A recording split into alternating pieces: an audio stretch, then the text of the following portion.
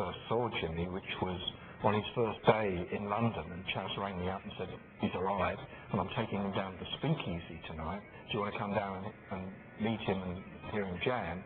And I went down and listened to him play that night, and he was jamming with Brian Auger and a few other musicians down there, just a Speakeasy house band. And he was magnificent. He was wonderful as a musician.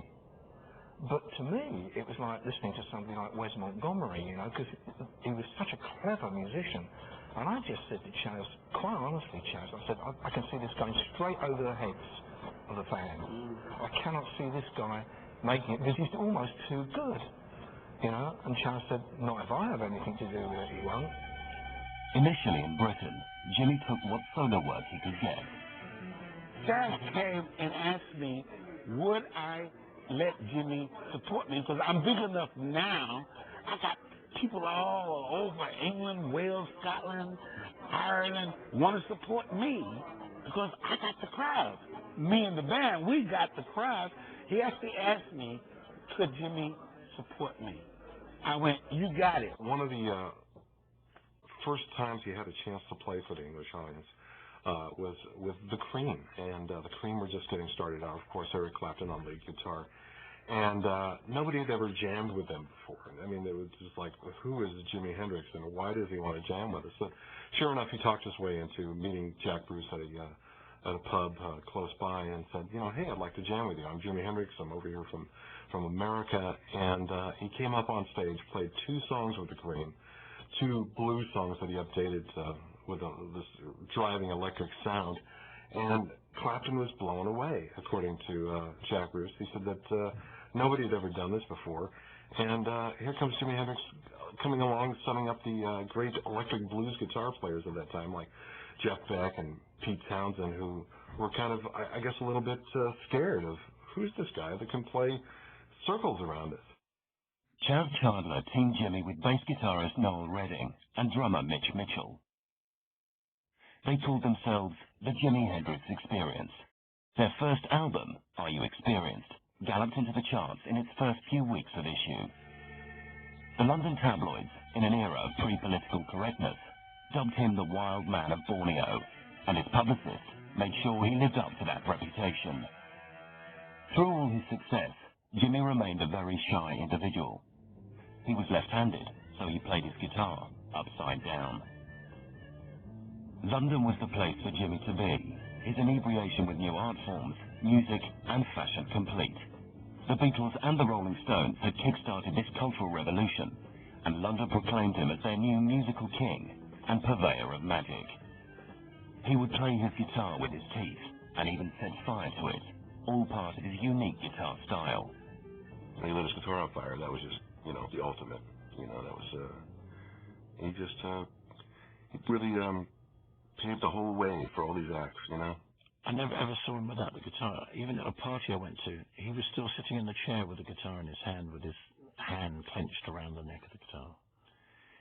But he led the way, really, I suppose, for people like Eric Clapton to be able to stand up front, play guitar. Eric did it with his voice and the melodies. Jimmy did it with his charisma and his magnetism.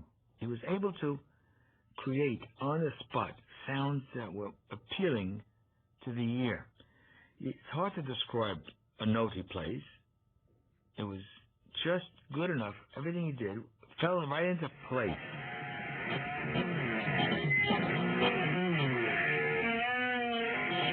It was the way he played the guitar. There was magic. It was all a part of the body. But the guitar was like an extension of his hand. He just played that guitar like he was making love to it. This was a man who had a charisma. And when he played, it was just so natural. And the music just came out. And it was magic. His music, the way I guess he lived, and, you know, on stage it was real free, the way he played. I mean, nothing was set. It was just exciting. I mean, you go to a show, no show was the same. Every show was different.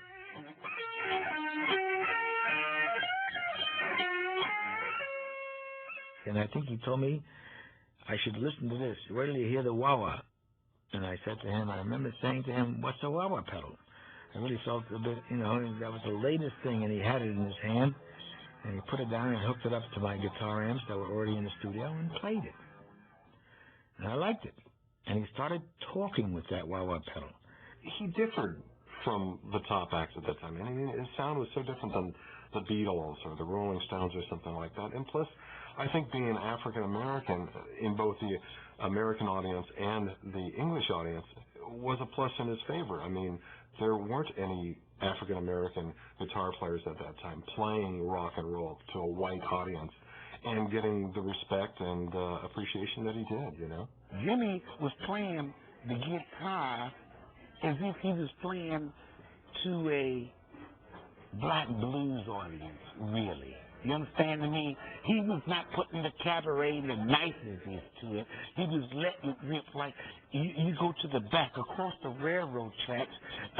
The guy comes and he plays like this. It's different from everybody else. You like him or you don't like him. But this is what you're going to get.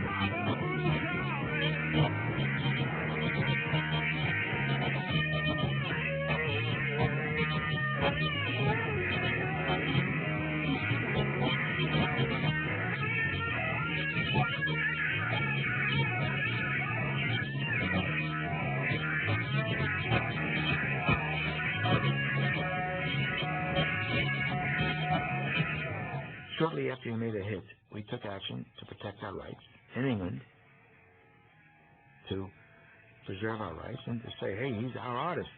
Why are you recording under the same label and so forth? And at this period, we put him on notice to come and return. You're really my artist. Surprisingly, almost to the day, we put him on 10 days' notice.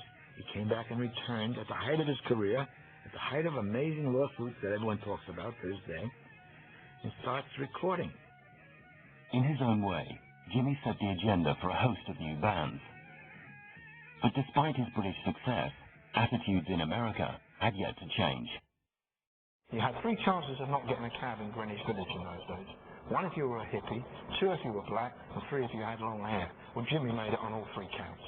Right? So not only wouldn't they stop, they used to try and run him over. So I used to have to hide Jimmy in the doorway, and I would go out and wave the cab down. And we got in this one cab, sat in the back, and I said where we were going, and the cab driver said, what's that piece of shit you got in the back of my cab? And like a fool, I turned round. And there's Jimmy sitting there with a face like stone. And I volunteered, I said, what are you talking about? And he said, that girlie in the nigger's hat in the back. And I said, look, I think you better just take us to the nearest police station. We'll have a little chat about civil rights, right? And I started in on the cab driver. Jimmy, meanwhile, has got hold of me by the scruff of the neck and he's pulling me out of the cab and onto the curb and out and slammed the cab door, and away went to Keith. He said to me, Keith, do me a favour and don't do me any favour.